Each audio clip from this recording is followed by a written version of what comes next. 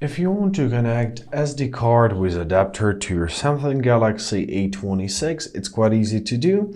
So first of all, we have to grab our SD card, of course, and our adapter. Make sure that it has this USB-C. Now let's insert our card into adapter. Let's grab our phone and let's plug our adapter right into our charging port right here at the bottom.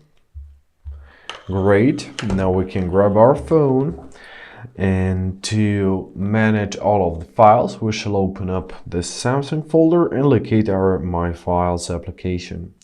Great, so here is USB storage 1. This is our SD card.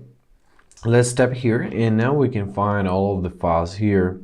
So in order to manage our files, we are simply to hold it and press move or edit, right? So let's press move and let's drop this file to our USB storage, for example. Choose your move here option. Now go back, and if you're gonna open up your USB storage, you will find the corresponding file lying right here. And you can do this process with right? So let's grab some picture. Let's press move. Let's move it to internal storage and we will find it there. When you're done and you want to unmount your card, you are to tap on the USB storage 1, tap on those 3 dots and press unmount. Now you can safely take it out, and basically that's it.